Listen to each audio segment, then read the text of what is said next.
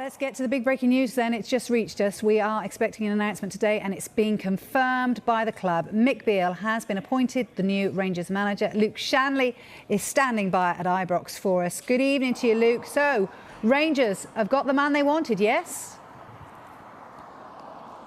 Absolutely, Vicky. Yes, he was the man they wanted. They've got him. He's now their 18th permanent manager, and he will take over. His first game will be live on Sky Sports against Hibernian here on December the 15th. He's signed a contract until 2026, and he was here, of course, before with Steven Gerrard. He was the first team coach when they won the Scottish title back in 2021, so he certainly knows this club, and I think that was very key in terms of bringing him back and highlighting the fact that Rangers wanted him back and the fact he wanted to come back.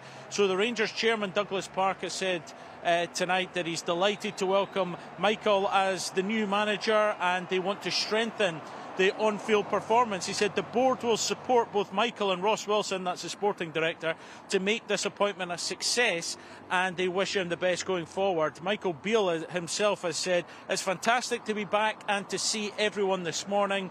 There are some new faces, but some people that I know really well, so it was great to see everyone. He said, I'm hugely proud. It's a wonderful, wonderful football club. It's an institution. For everyone that works here, it's a huge privilege, but to be the manager of this football club, it's extremely special.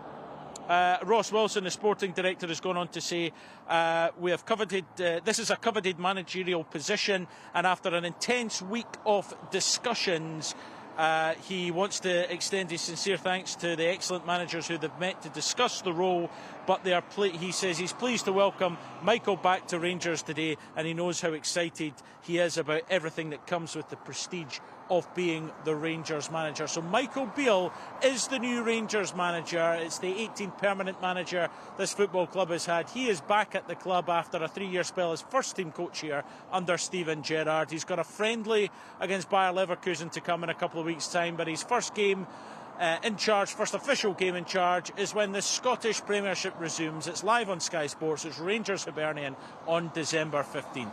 I guess, Luke, the task ahead of him is pretty simple in terms of the equation. Close the gap to Celtic and win the title. How tough a proposition is that for him, though? Yeah, that's going to be very difficult to turn around a 9-point gap, and you would need to win, especially the games against Celtic, but not drop any points, really, because that's something Rangers have been doing of late. Drawn here against Livingston, they lost at St Johnstone, they drew away to St Mirren, so they really need to sort that form out. That will be very difficult to do that. I think what he wants to do is, first and foremost, improve the on-field performances, get some consistency, and then you never know. But that'll be tough, but he's in no doubt this job entails, and I think that's probably a benefit. He knows what he's walking into. He knows the majority of the squad, as he said there in that statement. But again, he'll have a task to try and turn around that 9-point gap at the top of the Scottish Premiership. But they're in a League Cup semi-final. The draw for the 4th round of the Scottish Cup is today, so they'll find out who they have in that this evening. So he does have certainly other targets. They're out of Europe, so he can concentrate on that. But I think one thing that's key, Vicky, is what he does with some of the players, likes of Ryan Kent, who he knows well, Alfredo Morelos, who he knows well, who are out of contract at the end of the season. He needs to find out what they want to do. Do they want to stay at this football club and put in performances that's becoming of them that they have put in before, or do they want to leave, and does that mean then Rangers have to make a decision whether they try and get some money for them in January that they can then go and spend and bring in other players? He also needs to get players back fit. There's a lot of injuries at this club, and they need to get some more consistency on the field. So yes, there's a huge positivity, the fact that he has been appointed as the manager, but he's certainly got his challenges, there's no doubt about that. He's got his work cut out, hasn't he? Thank you very much, Luke. OK, let's get more on this then, because the former Rangers striker and Sky Sports pundit, Chris Boyd, joins us live now. So, Chris, right choice for you? Well, nothing else to cover, Vicky. Luke's covered everything there, hasn't he? What a job he done. I mean, I think that Rangers fans can be optimistic. You know, they've seen that the appointment, when Steven Gerrard was appointed, that Mick Beale, the job he done as his assistant manager and his first team coach, sorry, there was a style of play about Rangers. You could relate to it. You knew exactly the way they were going to play. He got the best out of players. So, you know, there will be a lot of Rangers fans out there tonight. I'm delighted with the appointment. What I will say is, being a coach to being the manager of a huge institution that Rangers is totally different. And it'll be interesting to see how, Mick deals with that, because it can add, I've seen it with managers in the past, it can add added pressure onto you. And you don't want that to distract what he can do on the pitch, because there is no doubt everybody you speak to, all you hear is what a fantastic coach he is. Well, yes, I'm glad you say that, because QPR fans are up in arms, really. I guess that's testament to what they're losing as a manager. But does his lack of experience, that's only his first job, isn't it, in terms of being a number one, does that make it a gamble? Does that concern you in any way? Well, I think every managerial job is a gamble, risk, whatever way you want to look at it. Obviously, because Mick Beale has only had 20-odd games as a manager. He's been involved in football for a long, long time. He has coached, in different countries. But as I said, it brings its own risk when you go out on your own. I'm sure QPR fans would have been saying the exact same in the summer as well, in terms of, he's never been a manager before. It's a risk. And the job that Mark Warburton done to take over from him. But he went in there and started the season really well, albeit the last few games it's not been. But I think there's probably been other things on Mick Beale's mind as well. He was up at Ibrox a couple of weeks ago. So listen, I think that he's probably had one eye in this. I know he was very vocal and why he turned down Wolves in the past as well. But Rangers is a special football club. It plays with your heartstrings. There's no doubt that when Mick Beale was there before, he's obviously, that's happened to him. He feels as if he can go back and turn that around, like him and Steven Gerrard and Gary McAllister and people that have done in the past. Mick Beale feels as if he can do that. And he's got to back himself. Yes, he's not had much managerial. He's not been a manager for long, but he knows football. He understands football. He knows the pressures that's going to come in Glasgow. And you're going to have to just win games of football. Simple as that. Absolutely, he certainly is. He's going to have to hit the ground running, as Luke was saying there. What's the biggest challenge then, do you think he'll face?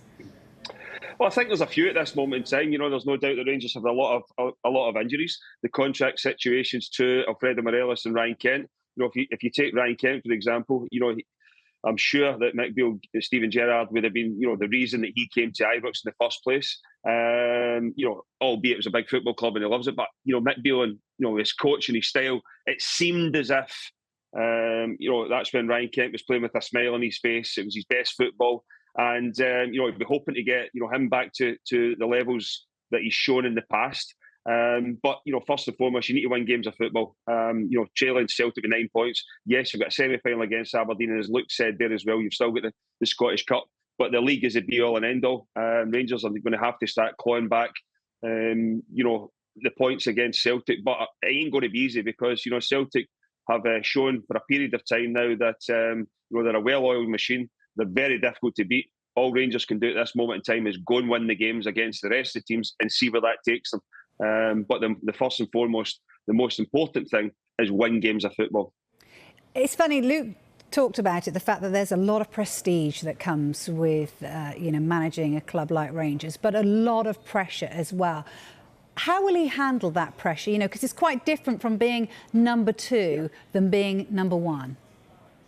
Yeah, there's no doubt about it. I mean, Vicky, I would go as far as saying that managing the Old Firm is the most pressurised job. What other one it is, the most pressurised job in the UK. There's no doubt about it. I think that, you look at, if you take Jurgen Klopp, for example, this year, won a couple of domestic trophies last year, obviously got to a European Cup final, finished second in the league.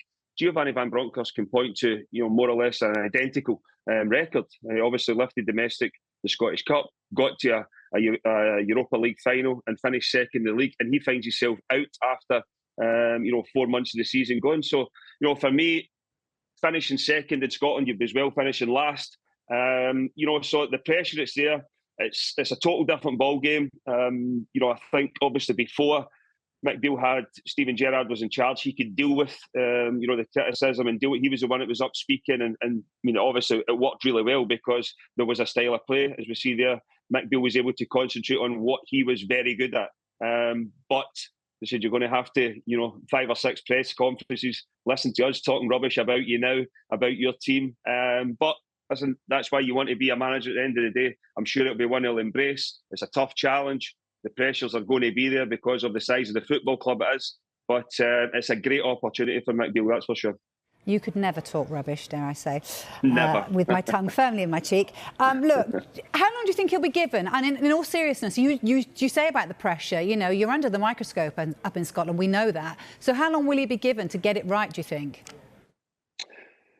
Well, I think that, you know, it's easy to look at it and say that you've got to win instantly. But, you know, for me, at this moment in time, the next 2 transfer windows for Rangers are absolutely crucial.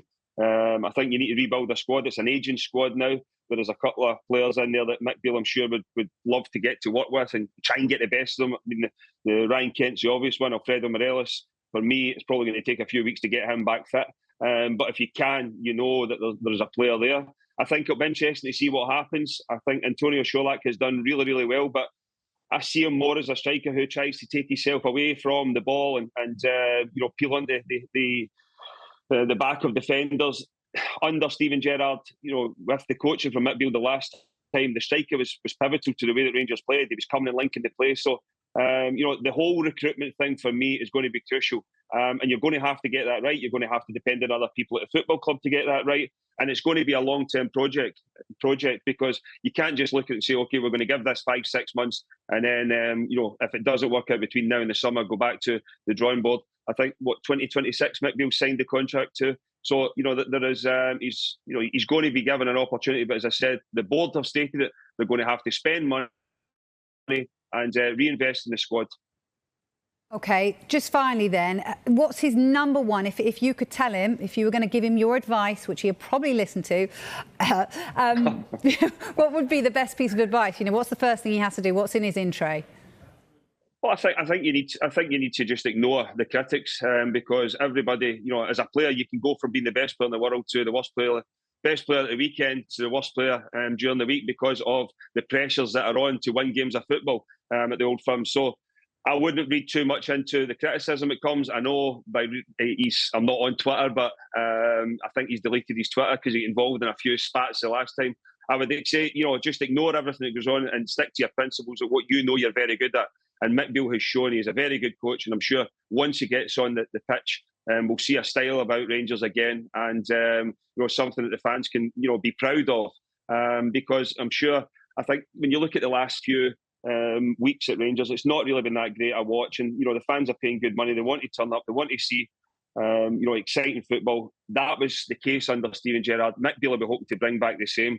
So for me, ignore the critics and stick to what you're good at, and I'm sure he'll be a success. Great advice, as always. Thank you, Mr. I'm sure he'll take it on board.